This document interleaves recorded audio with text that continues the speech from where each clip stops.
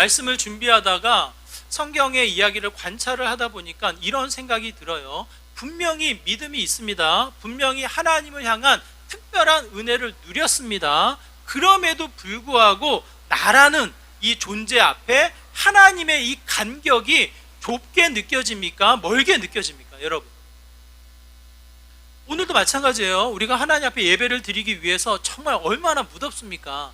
대창 아파트에 사시는 가까운 분들도 우리 교회에 오려고 하면 땀이 삐실삐실 나요.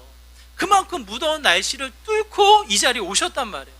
하나님을 믿고 하나님을 예배하고 누구보다 내가 하나님을 사랑합니다, 내 스스로가 고백은 하지만 내 일상, 내 가정, 내 삶의 모습을 살피면서 내 모습 속에 하나님의 모습이 간격이 좁게 느껴집니까? 넓게 느껴집니까? 한번 생각해 보세요. 하나님이 가깝게 느껴지시나요? 그의 품 안에서 우리가 늘상 그분과 함께 있다라고 생각이 드시나요, 여러분? 우리의 모습뿐만 아니라 성경의 이 여러 믿음의 조상들을 살펴보아도 쉽지 않은 것 같아요. 그 간격이 좁혀지는 게 쉽지 않은 것 같아요. 한번 생각해 보세요. 창세기 12장에 가면 누구를 만납니까? 믿음의 조상, 믿음의 아버지라고 불려지는 아브라함을 만나게 됩니다. 하나님이 아브라함에게 특별한 은혜를 베푸셔요. 그에게 무슨 약속을 하십니까? 창세기 12장 2절의 말씀에 보니까 너로 하여금 큰 민족을 이루게 하겠다. 큰 민족을 이룬과 동시에 너의 이름을 창대케 하리라, 이렇게 약속을 하셔요. 여러분, 그 약속을 받은 아브라함의 마음이 얼마나 부풀어 오르겠습니까? 큰 민족이라 하면 그 당시엔 족장 시대이기 때문에 자녀로부터 자녀가 아들을 낳고 아들을 낳아서 이 민족을 이루고 나라를 이루는 시대인 거예요. 전혀 모르는 혈통이 싸워서 이겨서 나라를 세우는 그런 모습이 아니라 그냥 우리 가족이 많아져서 민족을 이루고 나라를 세우는 족장 시대란 말이에요. 족장 시대. 그러다 보니까 하나님이 아브라함에게 큰 민족을 이루겠다라는 말씀은 뭐예요? 많은 자식을 주겠다라는 거예요. 그 당시에 자녀들이라 함은 어떠한 존재입니까? 여러분의 이 어린 시절 한번 생각해 보세요. 농사를 지었던 60년, 50년대, 60년대를 한번 생각해 보세요. 자녀들은 뭐예요? 때로는 일꾼인 거예요. 농사지를 잇고 집안일을 돕는 일꾼도 되고, 때로는 무슨 일이 있으면 같이 그 문제를 해결해 나갈 수 있는, 같이 싸워줄 수 있는 이 동역자가 되는 거예요. 아브라함에게 큰 민족을 이루겠다 함은 경제적으로도 많은 도움이 될 것이며, 더 나아가 군사력으로도 스스로를 보호할 수 있는 민족을 이루게 할 것이다라는 그와 같은 약속이 그 한 구절에 포함되어 있는 거예요. 아브라함이 그 약속을 받으면 얼마나 마음이 부풀어 오르겠습니까? 얼마나 많은 자녀를 줄까? 얼마나 큰 유능한 자녀들을 주실까? 기대와 소망과 여러 가지 꿈이 이 마음속에 벅차오르지 않겠냐고요. 그러면서 시간이 지납니다. 한 해가 지나고 두 해가 지나고 시간이 지나자 아브라함에게 자녀가 있습니까? 없습니까? 그렇다마나 자녀가 안 나타나는 거예요. 하나님이 안 주시는 거예요. 그러다 보니까 함께 이 고향 땅을 떠나왔던 조카 롯에게 애착을 갖게 되어지고, 조카 롯이 떠나자마자 이 창세기 15장에 보니까 아들이 없으니까, 자신의 이 기업을 이을 사람이 없으니까 누구를 찾게 됩니까? 가까운 사람을 찾게 되는 거예요. 다메섹 사람 엘리에셋을 통해서 하나님, 이 자가 내 상속자가 되겠습니까? 내 아들이 되겠습니까? 라고 묻는 일까지 벌어지게 됩니다. 하나님이 주신 특별한 은혜, 하나님을 믿고 하나님을 따르지만 실제 그에게 주어진 삶의 현장에서는 어때요? 마음이 쫓겨 살아가는 거예요. 자신의 한계에 부딪혀서 하나님의 이 말씀이, 하나님의 이 약속이 가깝게 느껴지는 것이 아니라 조급함으로 누가 내 자녀가 될 것인가. 결국 아브라함에게 그 대를 잇는 자녀는 누가 나타납니까? 100세가 되어서 얻은 이삭 한 명밖에 나타나지 않는 거예요. 큰 민족, 많은 자녀를 얻겠구나라고 생각했던 이 아브라함에게 보다는 하나님이 주신 자녀는 한 명인 거예요. 한 명. 약속의 자녀 이삭 한 명으로 멈춰버리게 됩니다.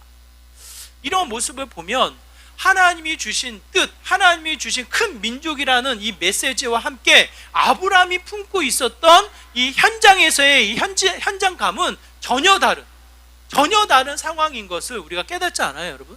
신약에 오면 좀 더 이 모습이 두드러지게 나타납니다. 예수님이 제자들과 먹고 마시며 함께 자며 3년의 시간을 보내는 거예요. 자연스럽게 예수님이 하신 죽은 자도 살리시며 병든 자를 낫게 하시며 하늘에서 이 곡식을, 이 먹을거리 양식을 내리시며 5천 명을 먹이시는 이 현장을 바라보니까 이 제자들이 어떠한 마음이 듭니까? 메시아구나, 이미 하나님이 약속하신 하나님의 왕이시구나, 이 마음을 갖게 되어집니다. 그러면서 이 예수님이 이 제자들에게 하신 말씀이 뭐예요? 이 예수님은 선명합니다. 예수님이 바라보고 있는 것은 십자가예요. 십자가. 예수님의 제자들에게 분명히 내가 잡힐 것이고, 그 잡히고 나서 심한 고통과 아픔과 이 환난을 겪을 것이고, 더 나아가 십자가의 죽음까지도 이루어지게 될 것이다. 하지만 그게 끝이 아닌 뭡니까? 사흘 만에 다시 살아나게 될 것이다 라는 말씀을 마태복음 16장에 가서 이 말씀하신단 말이에요. 그 이후로는 3번을 반복해서 제자들에게 분명히 자신의 죽음, 자신의 부활을 말씀을 하십니다. 그런 말씀을 듣고 예수님과 함께 동행했던 제자들, 무엇을 가지고 있어요? 무엇을 소망합니까? 무엇을 꿈꾸고 있어요? 끊임없이 제자들이 서로 다툽니다. 왜 다퉈요? 예수님의 십자가를 기대하며 예수님의 부활의 영광을 소망하며 이 제자들이 다투고 있습니까? 그렇지 않아요. 그들이 생각했던 그들의 이 왕, 그들의 왕국, 그들이 생각했던 소망은 뭐예요? 예수님이 왕으로 등극하면 누가 오른편, 누가 좌편에 앉을 것이냐, 누가 큰 자가 될 것이냐 라고 생각하며 제자들이 서로 다투어 싸웠다라는 거예요. 예수님은 분명하십니다. 십자가를 향해서 자신의 가야 할 바를 분명하게 말씀하셨음에도 불구하고 제자들은 뭐예요? 끊임없이 싸우며 자신의 생각에 빠져서 누가 클 것이냐, 누가 오른편에 누가 좌편에 앉을 것이냐라고 이야기하며 끊임없이 자신들의 생각에 멈춰있는 제자들의 모습을 보여주고 있습니다. 이런 모습을 생각해 보면 우리가 하나님을 믿습니다. 하나님의 말씀을 사모합니다. 하나님 앞에 정말 신실하게 예배드리기 위해서 이 자리에 앉아 계십니다. 그럼에도 불구하고 우리의 모습은 어떠한 모습이에요? 우리의 모습은 우리가 살펴보았던 대로 아브라함의 또한 이 제자들의 모습과도 같이 마치 내 안에 갇혀져 있는, 철저하게 갇혀져 있는 모습으로 하나님은 믿지만, 하나님은 알지만 내 안의 생각, 내 안의 감정, 내 상황에 매여 있는 자의 모습으로 멈춰 있는 것이 아닌가라는 생각이 들어요. 그런 우리를 너무나도 잘 아시기 때문에 예수님께서 오셔서 그 십자가의 죽음을 통해 어떻게 하십니까? 우리를 완전히 새롭게 하신다라는 거예요. 예전의 모습, 그 전의 모습으로 멈춰 있지 않고 새롭게 하신다라는 말씀을 오늘 우리에게 하십니다. 그게 오늘 본문 우리가 읽은 17절의 말씀인데요, 17절의 말씀 같이 읽어보도록 하겠습니다. 함께 읽겠습니다. 시작. 그런즉 그리스도 안에 있으면 새로운 피조물이라, 이전 것은 지나갔으니 보라 새 것이 되었도다. 이미 하나님이 너무나도 우리를 잘 아셔요. 머리털까지 세신받으신 그 하나님이 우리를 너무나도 잘 아시기 때문에 가만히 내버려 두면 우리가 어떻게 됩니까? 상자 안에서 나오지 못하는 거예요. 내 안에 갇혀서, 내 생각에 빠져서, 내 감정에 취해서, 내 이 동서남북에 갇혀져 있는 우리의 일상에 멈춰버려서 그 안에 바둥바둥 멈춰 있는 거예요. 분명히 하나님을 찬양하고 하나님을 알고 하나님의 은혜를 고백하고 있지만 그 안에 갇혀져 있는 우리들의 모습밖에는 되지 않는다라는 거예요. 그러므로 예수님이 이 땅에 오셔서 어떻게 하십니까? 새로운 피조물, 새 것으로 완전히 바꾸셨다라는 거예요. 여기에서의 개념을 우리가 좀 더 이해한다면 여러분, 회복이라는 단어를 기억하시길 바라요. 회복이라는 단어를 영어로 표현하면 리커버리라는 단어인데요, 이 리커버리라는 단어를 풀어서 우리가 생각하면 리는 다시라는 의미가 있고 커버는 뭡니까? 뚜껑이에요. 뚜껑, 덮는다라는 거예요. 덮는 거. 이것이 곧 회복이다라는 의미예요. 이게 무슨 뜻이냐면 여러분, 상처를 한번 생각해 보시기 바라요. 상처가 나면 그 상처가 따갑고 아프면서 어떻게 됩니까? 딱지가 생깁니다. 딱지가 생겨서 더 이상 아프지 않고 새살이 돋아날 수 있도록 외부의 침입을 막아주면서 내부적인 치료가 이루어지는 거예요. 그러고 나서 딱지가 떨어지는 순간 어떻게 됩니까? 이미 새살이 돋아난 상태를 나타내는 거예요. 없던 무에서 유로 창조해냈다가 아니라 이미 만들어진 상태에서 어떻게 됩니까? 새로운 살이 돋아나며 전혀 상처가 나타나지 않는 새로운 모습으로 변화되어지는 모습을 이야기하는 거예요. 새로운 피조물이라는 이 단어 속에 우리가 어떠한 힌트를 갖게 되어지냐면, 이미 하나님이 우리를 어떻게 하셨습니까? 우리가 알 수 없는 시간의 이 개념 속에 우리를 하나님이 창조하신 거예요. 우리가 지난주에 우리가 선교사님이 오셔서 말씀해 주셨던 것처럼 우리를 어떻게 창조하셨어요? 우리를 어떻게 창조하셨어요? 우리 따라서 한번 해볼까요? 심히 좋았더라. 이 정도예요? 하나님이 여러분을 창조하실 때 이 정도로 창조하고 끝나셨습니까? 여러분의 마음을 담아서 정말 하나님이 어떻게 이 창조를 하시고 나서 이와 같은 고백을 하셨을까? 심히 좋았더라. 한번 여러분의 마음을 담아서 한번 표현해 보세요. 어떻게 하십니까? 어떻게 창조하셨어요? 감사해요. 우리 교회가 참 표현이 없는 교회라 아마 속으로 아주 깊은 감동으로 하셨지 않았을까 싶어요. 하나님이 그렇게 창조하신 거예요, 우리를. 그 창조를 다시 기억하셔서 그 창조와 함께 회복하신다는 거예요. 오늘날의 죄된 근성은 어떻게 됩니까? 하나님을 두려워합니다. 우리의 죄로 말미암아 하나님의 낯을 피하는 게 우리들의 모습이에요.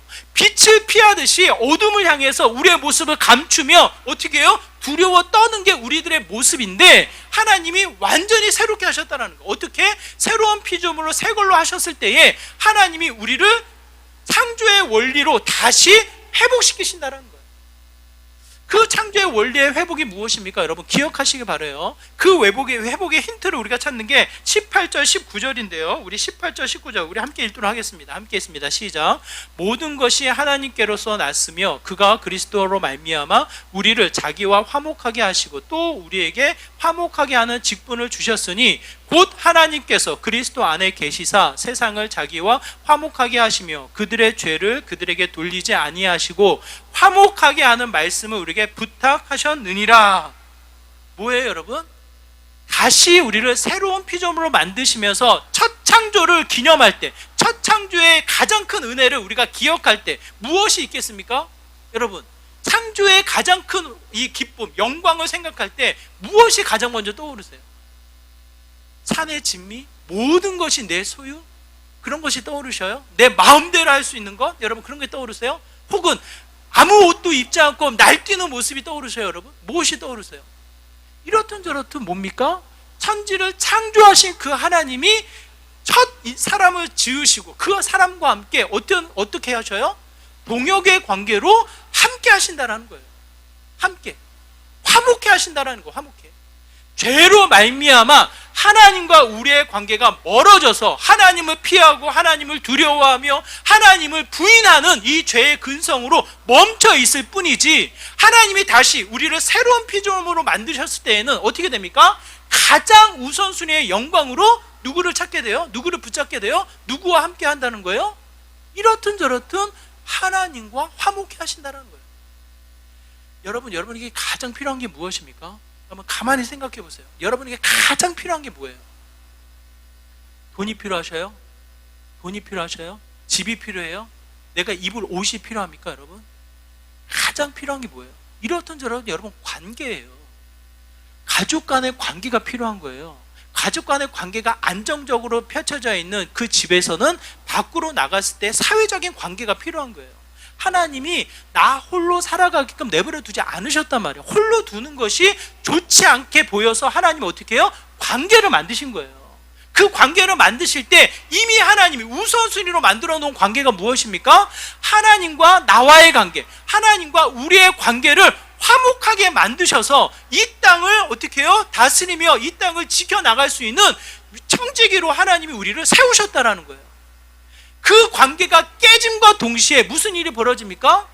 바로 이 에덴 동산에서 떨어져 나오자마자 가인이 무슨 일을 벌려요? 자기의 형제를 죽여나가는, 가정의 관계가 깨져버리는 일이 벌어져요. 더 나아가 가인의 자녀들이 번성하자, 가인의 자녀들이 힘을 갖게 되어지자 어떻게 됩니까? 스스로를 보호하며 전쟁을 일으켜 나가는 형태를 취하게 됩니다. 사회적인, 정치적인 관계가 깨져버린단 말이에요. 하나님의 관계가 깨짐과 동시에 가정의 관계, 사회적인 관계, 모든 것이 불화로 나타나게 된다고. 이 자체를 하나님이 새로운 피조물로 만드시면서 어떻게 합니까? 하나님과 화목하게 하시며 하나님과 나의 관계를 화목하게 하시고 나서 어떻게 해요? 더 나아가 이웃과의 관계, 세상과의 관계를 화목하게 하신다라는 이 말씀을 18절 19절에서 우리에게 주시는 거예요. 여러분, 새로운 피조물이 무엇입니까? 하나님과의 관계를 우선순위로 붙잡는 거예요. 여러분의 삶의 일상을 한번 생각해 보세요. 여러분이 갇혀져 있는 삶의 형태를 한번 생각해 보세요. 이렇든 저렇든 바빠서 분주해서 세상에 쫓겨서 여러 가지 일의 우선순위에 밀려서 하나님의 관계가 어떻게 됩니까? 뒤로 물러나는 거예요. 하나님의 관계가 우선되지 않으면 결국은 또 다른 관계를 찾으면서 헤매고 있다가 방황하다가 결국은 그 관계로 인해서 상처를 입어 나가는 형태를 갖게 되어집니다. 오늘 본문은 우리에게 이야기합니다. 새롭게 되어진 우리의 모습 속에 먼저 우리가 기억해야 할 것은 하나님이 화목해 하셨다라는 거예요. 하나님의 관계를 회복시키시고 그 관계를 처음과도 같이 어떻게 해요? 우리의 이야기를 들으시며 하나님의 말씀을 우리가 다시 한번 경청하며 그 말씀을 따라 살아갈 수 있는 친밀한 관계로 우리를 회복시키신다는 거예요.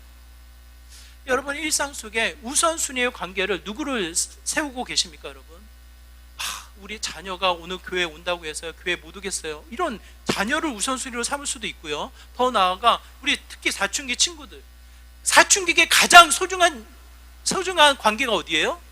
관계가 친구예요, 친구. 부모님도 중요하지 않아요. 형제도 중요하죠. 왜? 사회에서 내가 살아남는 게 중요하니까. 가정적인 이 공동체에서 이제 벗어나 사회라는 공동체를 처음 경험하게 되는데, 이 초등학교 시절은 부모님의 부모님의 돌봄에 따라서 학교를 다니는 거예요. 사춘기가 되면 부모님을 떠나 본인들의 사회를 만들어 나가야 되다 보니까 자연스럽게 사회적인 관계, 친구가 소중한 거예요. 그게 잘못된 게 아니에요. 하지만 여기서 중요한 거, 하나님의 관계를 뒤로 해버리고 사회적인 친구의 관계를 먼저 붙잡게 되면 결국은 이 상자 안에 갇혀져 있는 모습과 똑같아지는 거예요. 하나님의 관계를 놓쳐버리고 나서 친구의 관계를 붙잡는 것, 하나님의 관계를 놓치고 나서 마치 학교 생활을 잘하는 것, 그것이 곧 우리의 성공의 지름길이 됩니까? 그렇지 않다라는 거예요. 그렇게 해본들 나중에는 뭡니까? 하나님의 관계를 놓쳐버렸을 때의 상실감, 하나님의 관계를 회복할 수 없는 깊은 죄로 말미암아 결국은 두려움과 이 피하고 싶은 이 낯선 가운데 빠지게 된다는 거예요. 그러므로 우리가 핑계할 수 없을 정도로 제일 우선순위, 하나님이 이미 우리를 새롭게 하셨을 때에 우리가 붙잡아야 될 것은 무엇입니까? 하나님과의 관계예요. 오늘 본문에서 이야기하는 화목해 하시는 그 하나님을 붙잡았을 때에 하나님의 관계가 회복되어지고 나서 우리의 가정이 화목되어집니다. 남편과 아내, 아내와 남편의 관계, 부모와 자식 간의 관계가 또 한 번 하나님이 지으신 질서를 통해, 하나님이 세우신 말씀을 통해 화목을 이루어 나가는 형태가 된다라는 거예요, 여러분. 더 나아가 사회적인 영향력을 펼쳐 나갈 수 있는 이 화목을 이루어 지킬 수 있는 힘이 우리에게 생긴다라는 거예요. 여러분, 그 우선순위를 놓치지 않으시기를 바랍니다. 새로운 피조물로 우리에게 허락되어진 하나님으로부터 화목되어지는 그 은혜를 붙잡고 다시 한번 그 화목을 지켜나가는 저와 여러분의 삶이 되기를 다시 한번 부탁을 드려요. 또 한 가지, 새로운 피조물을 세웠을 때에 하나님이 주시는 우리의 모습은 분명한 목적을 우리에게 주신다라는 거예요. 분명한 목적. 여러분의 목적이 어디에 있습니까? 여러분, 왜 사셔요? 왜 예배에 나오셨어요? 왜 하나님을 찬양합니까? 왜 기도합니까? 왜 하셔요? 뭐 이런 생각이 드실 수도 있어요. 잘 살기 위해서, 내가 잘 되려고요. 우리 가정이, 그래도 우리 자녀들이 형통하게 살려고 예배 드리는 거 아닙니까? 이렇게 생각할 수가 있어요. 근데 성경은 분명히 우리에게 말씀하고 있습니다. 15절의 말씀이에요. 우리 15절의 말씀을 한번 같이 읽어볼까요? 함께 했습니다. 시작. 그가 모든 사람을 대신하여 죽으심은 살아있는 자들로 하여금 다시는 그들 자신을 위하여 살지 않고 오직 그들을 대신하여 죽었다가 다시 살아나신 이를 위하여 살게 하려 함이라. 우리가 왜 삽니까? 우리가 무엇을 위해서 일을 합니까? 누구를 위해서 애를 씁니까? 분명하게 말씀하고 계십니다. 뭐예요? 우리를 위해 대신 죽으신 누구? 예수 그리스도를 위하여 사는 것이다. 그의 영광을 위해서, 그의 이 빛남을 위해서, 그의 이 뜻을 이루기 위해서 사는 것이다. 여러분, 억울하십니까? 에이, 그래도 이 땅에 주어진 우리의 삶, 우리의 생명을 내 뜻을 한번 펼쳐봐야죠. 그래도 이 땅에 성공을 이루어 봐야죠. 이런 생각이 드시나요, 여러분? 여러분, 그 자체는 순간이라는 거예요. 순간. 점에 찍어진 한 순간에 불과하다는 거예요. 결국은 죄의 결과로 말미암아 주어진 뭡니까? 이기적인 마음 밖에는 되지 않는다라는 거예요. 여러분, 이 박스에 갇혀서 내 자신만을 보고 이 갇혀있는 이 상황 속에 그래도 좀 열어서 이 세상을 좀 보려고 뚜껑을 열었을 때 어떠한 생각이 듭니까? 여러분, 가만히 살펴보세요. 이 그림, 두 번째 그림 한번 가만히 살펴보세요. 그래도 열린 사고를 가지고 세상을 관찰하는 듯 싶어요? 이렇든 저렇든 들어오라는 거예요. 나에게. 내 생각, 나에게 맞추라는 거예요. 이기적인 마음이 벗어나지 않는 거예요. 이것이 벗어나서 이게 좀 더 객관화되어져서 개인주의적인 성향이 짙게 깔려 있는 게 어떤 시대입니까? 지금 여러분이 살고 있는 시대인 거예요. 남에게는 피해는 주지 않고 내 삶을 지키면서 나에게 들어오라는 거예요. 내 생각을 들어보라는 거예요. 내 입장을 먼저 생각해 보라는 거예요. 그것이 곧 짙게 깔려있는 개인주의적이고 죄의 근성으로 나타나 있는 이기적인 마음이 표출되어져 있는 거예요. 이렇든 우리 자녀들이 먼저 먹기를 원하고 우리 자녀들이 좋은 혜택을 보기를 원하고 이렇든 저렇든 내가 아는 사람들이 먼저 누리면 좋은 거 아니겠습니까? 이렇게 생각하는 게 자연스러운 우리들의 모습인 거예요. 그것이 결국은 어디로부터 시작이 되어집니까, 여러분? 가만히 생각해 보세요. 결국은 선악과를 따먹는 죄의 근원으로부터 시작이 되어진 거예요. 선악과를 왜 따먹습니까?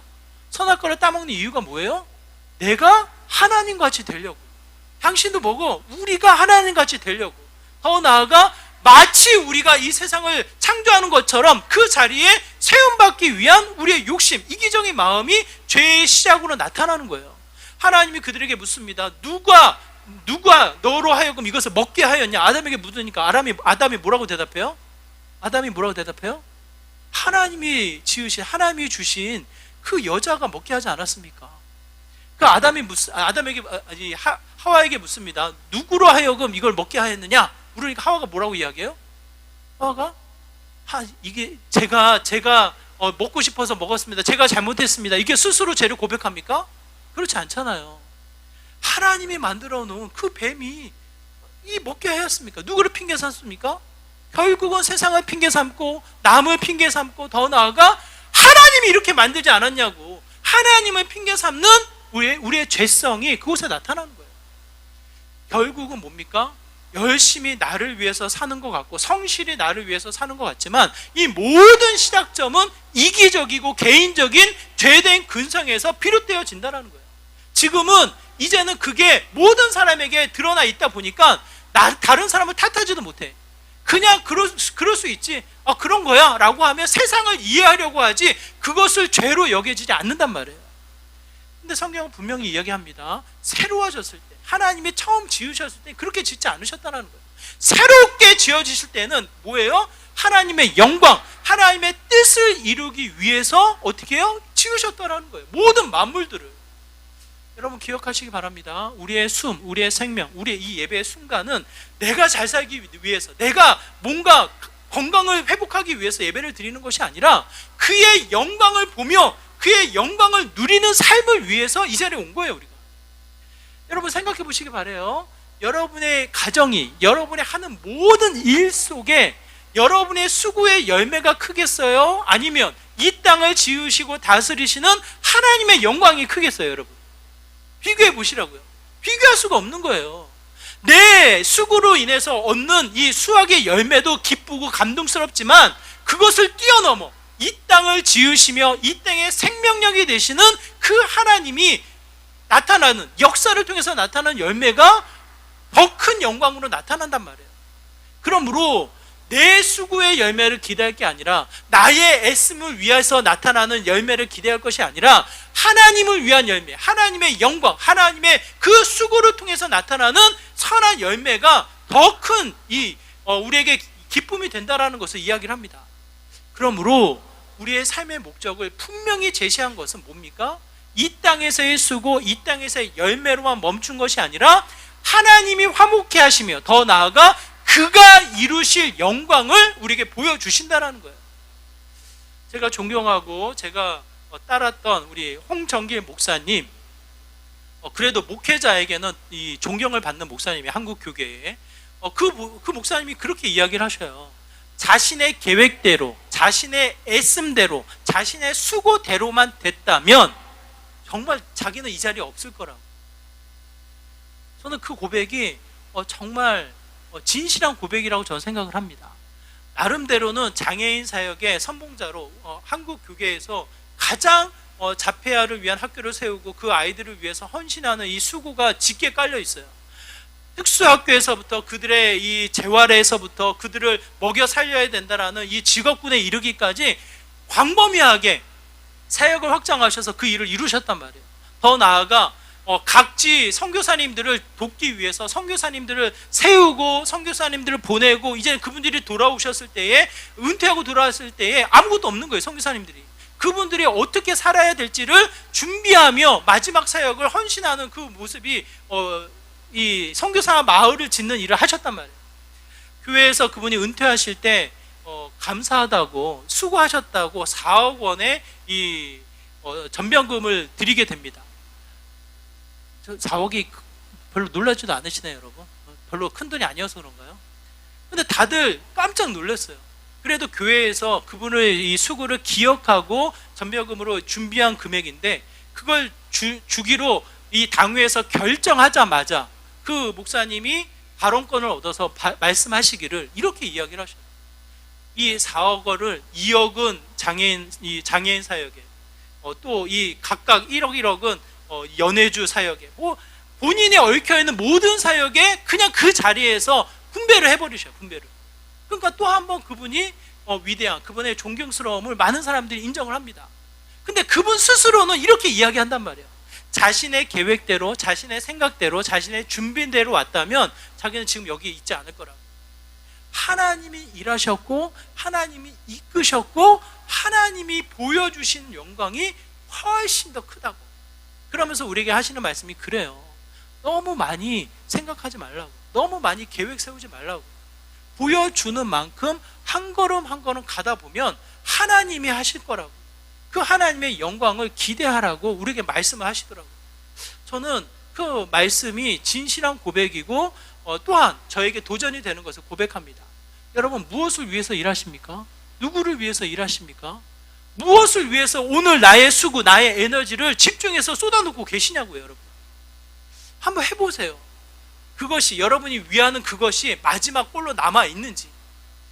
모르겠어요. 저도 저보다 훨씬 더 많은 연배의 선배님들이시니까 훨씬 더 저보다 더 지혜가 있으시겠죠.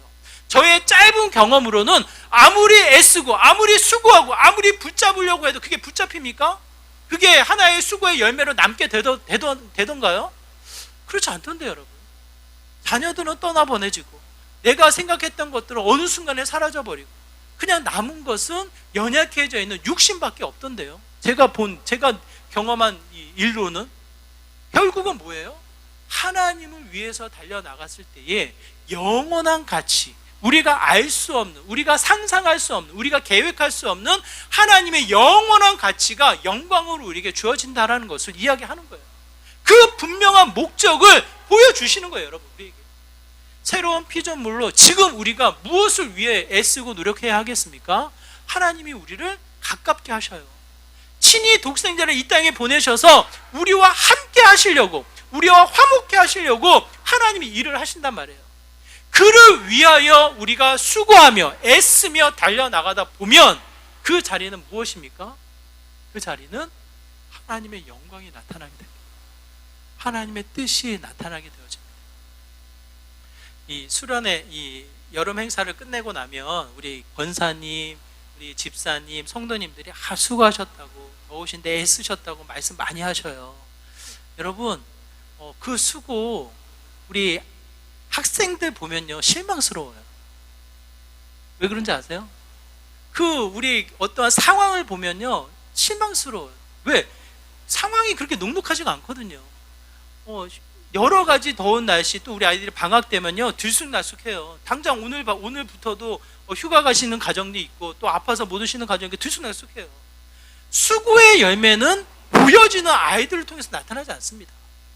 수고의 열매는 우리의 이 보여지는 어떤 교회의 현장으로 나타나지 않습니다. 무엇으로 나타납니까? 그의 영광으로 나타나는 거예요. 저만이 누리는, 저만이 알 수 있는, 여러분이 보여드리고 싶어도 보여지지 않는 하나님의 임재와 하나님의 영광과 나를 통해서 이루시는 하나님의 뜻이 또 한 번 나타나게 되어지는 거예요. 그걸 어떻게 다 표현할 수 있겠습니까? 그 가치는 또 한 번 제가 다짐하게 되어져요. 하나님을 위하여 수고하는 거예요. 하나님을 위하여 애를 쓰는 거예요. 여러분의 가정, 여러분의 수고, 여러분의 일상도 마찬가지입니다. 여러분의 이 에너지가 누구를 향해서 집중해야 합니까? 여러분 기억하시기 바라요. 하나님을 위해서 일한다라는, 하나님을 위해서 내가 산다라는 그 가치를 놓치지 않기를 바라요.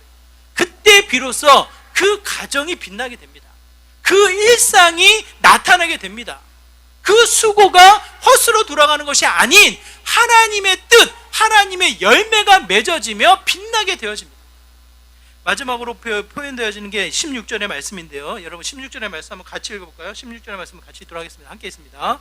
시작. 그러므로 우리는 이제부터 그 어떤 사람도 세상의 관점으로 알지 않겠습니다. 전에는 우리가 그리스도에 대해서도 세상의 관점으로 알았으나 이제는 더 이상 그렇게 하지 않겠습니다. 쉬운 성경으로 번역된 본문을 저희가 16절 읽었는데 무슨 뜻이에요? 이렇든 저렇든 세상에 갇혀져 있다 보니까 우리가 보고 듣고 영향을 받는 게 뭡니까? 세상이에요. 세상. 세상의 가치, 세상의 기준, 세상의 일로 사람을 판단하고 여러 가지 상황을 분석하고 그 세상에 따라서 내가 일을 하게 되어지는 거예요. 그러면 안 되지만 이런 경우가 있단 말이에요. 교회 헌금 많이 내니까 이분은 믿음 좋은 사람이야, 이렇게 판단하는 일이 있습니까? 없습니까? 예배 안 빠지고 매번 예배 나오니까 이분은 일상이 어떻든지 가정이 어떻든지 그런 거 중요하지 않고 예배만 드리니까 이분은 믿음 좋은 분이야, 이렇게 생각이 됩니까? 안 됩니까? 저희 교회에서는 직분자를 뽑을 때, 안수 집사님, 장로님을 뽑을 때 반드시 배우자 동의서를 얻습니다. 왜 그래요, 여러분? 우리가 보지 못하는 부분이 또 있는 거예요. 알지 못하는 부분이 있는 거예요. 헌금 많이 냈다고 해서 믿음 좋다 나쁘다 우리가 판단할 수 없는 거예요. 이게 이미 세상의 세속화예요. 세상의 기준으로 사람을 판단하는, 평가하는 일들이 나타나고 있다는 거예요. 물리적으로 교회 예배에 참여하면 무조건 믿음이 좋습니까? 그러면 목사님은 진짜 믿음 좋으시게요? 한 번도 예배 안 빠지잖아요. 근데 제가 아는 목사님은 그렇지 않더라고요. 예배는 열심히 드리고 말씀을 잘 알고 있고 예배에 빠지지 않고 드리지만 어느 순간에는 정말 믿음 있는 분인가 헷갈리는 분들도 계시더라고요. 제 주변에는. 그분이 이상한 게 아니에요, 여러분. 세상의 관점으로 스스로를 판단하고 세상의 관점으로 내 자신이 괜찮다 여겨지면 이미 그 순간 이미 속고 있는 거예요. 내 자신에게 속고 있는 거예요. 세상의 관점이 아닌 뭡니까? 하나님의 시선 앞에 호람되어 하나님의 말씀 앞에 철저히 그분의 이 동행함으로 말미암아 그분의 관점으로 다시 한번 세상을 보는 자의 모습이 되어야 한다는 것을 이야기합니다. 내 안에 갇혀져 있는 박스를 열어서 그 박스가 한 부분을 열려 있는 것이 아니라 완전히 사라져서 이제 뭐예요? 하나님과 동행하며 하나님의 가치가 어떻게 해요? 빛나는 그와 같은 믿음의 모습이 되어야 한다는 거예요. 제가 말씀을 준비하면서 이런 두려움이 생겨요. 교회잖아요, 교회. 기쁨의 교회에 하나님의 임재가 없다면, 하나님과 화목해야 하는 그 임재가 없다면, 더 나아가 하나님을 위한 수고가 없이 그냥 사람을 위해서, 일을 위해서, 뭔가 하기 위해서 했다면 얼마나 두렵겠냐고. 세상의 가치관으로, 세상의 기준으로 사람을 판단하고 평가하면서 잘했다 못했다라고 이야기한다면, 하나님의 시선이 사라지고 만다면 정말 기쁨의 교회에 어떠한 모습일까? 이 두려운 마음이 생기더라고요. 여러분 가만히 생각해 보세요. 교회는 건물이 아닙니다. 교회는 한 사람의 이 모습이 아닙니다. 교회는 뭐예요? 우리들의 모습인 거예요. 우리들의 삶 가운데, 우리들의 일상 가운데, 우리들의 가정 가운데 하나님과의 친밀한 교제, 우선순위가 없다면, 더 나아가 그를 위한 수고가 전혀 나에게 인식되어져 있지 않다면, 하나님의 인식이 아닌, 하나님의 시선이 아닌 세상의 관점으로 이게 없어서 위축되어지고 저게 없어서 소외되어지고 그게 있다고 해서 교만해지고 이런 모습으로 내가 비춰진다면 그 모습이 얼마나 부끄럽고 안타까운 모습이겠냐고요. 저는 오늘 본문에서 하고 있는 말씀처럼 새로운 피조물로 참 창조의 원리가 다시 새롭게 회복되어지는 저와 여러분의 삶이 되기를 간절히 소망합니다. 창조에서의 가장 기쁨은 하나님이에요. 하나님. 그 하나님이 나와 대화를 한다는 거예요. 여러분이 죽어서 천국에 간다면 천국에서의 가장 큰 기쁨이 뭐가 있겠습니까? 기쁨이 뭐가 있겠어요? 예? 금은보화로 깔려있는 집, 기와장이 몇 채로 깔려있는 넓은 집, 뭐 이런 것들이 여러분에게 기쁨이 되겠습니까? 여러분 누차 말씀드리지만 길에 깔려있는 금이 뭐가 이 가치가 있겠냐고요. 발에 치이는 게 금이라면 그만큼 금의 가치는 사라지는 거예요. 모든 믿는 사람들이 기와집에 살고 있다면 집의 가치는 의미가 없는 거예요. 어떤 사람은 40평, 어떤 사람은 100평, 어떤 사람은 15평, 이 차이가 있다 보니까 이 땅에서 넓은 집이 가치가 있는 거지, 강남에 집 한 채가 뭐 몇십억이 되더라 이러니까 집에 가치가 있는 거지, 죽어서 천국 갔는데 천국 가서 집이 무슨 의미가 있냐고요. 할지도 못할지 그게 무슨 의미가 있냐고요. 진짜 천국의 가치는 뭡니까? 얼굴과 얼굴을 대면하며 예수님을 만나 하나님과 대면하며 이야기를 펼쳐나가는 것. 정말 몰랐다고 하나님 이런 거냐고 하나님을 선명히 깨달아가는 그 자체가 큰 기쁨인 거예요. 그것을 새로운 피조물로 우리에게 허락하셔서 화목해 하시며 창조의 질서를 다시 회복시키신다, 그 말씀을 하시는 거예요. 더 나아가 이 땅을 다스리는 자로 우리를 세우셨단 말이에요. 이 땅에 치여서, 이 땅에 쫓겨서, 이 땅에 바둥바둥 살아가는 자로 우리를 세우신 것이 아니라, 갇혀 살아가는 것이 아니라 이 땅을 밟고 정복하고 다스리게끔 우리를 세우셨단 말이에요. 그 가치를 잊어버리지 않으셨으면 좋겠어요. 세상의 것을 붙잡기 위해서, 세상의 것을 따라가기 위해서 바둥바둥 거리지 마시고 세상을 다스리는 가치로 세움받아 나가시기를 부탁을 드립니다.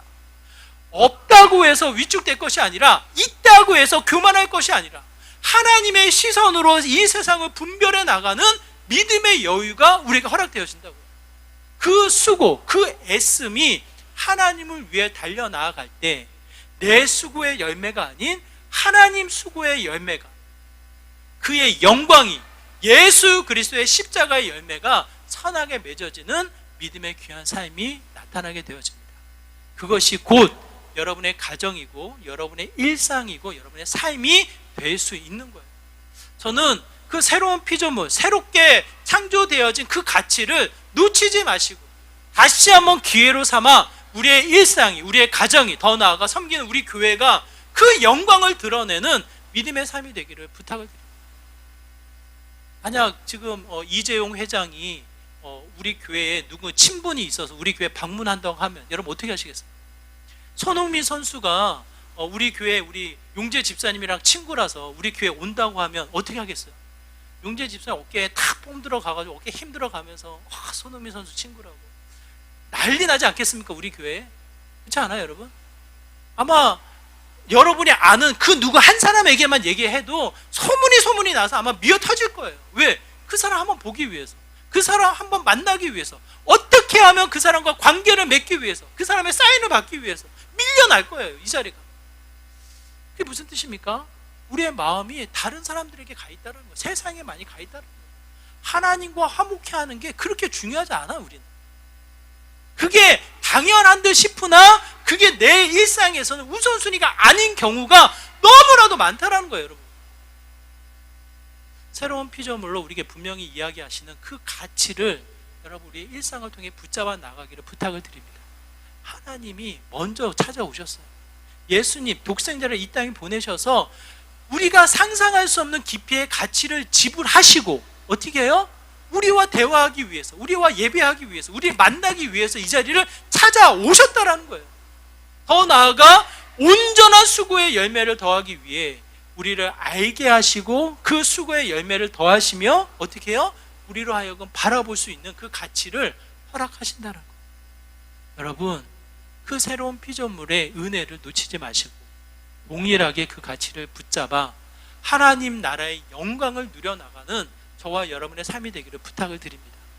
그것이 곧 없음에도 불구하고 여유를 부리는 거고요, 있음에도 불구하고 넉넉하게 하나님을 찬양하며 자랑할 수 있는 믿음의 여유가 됩니다.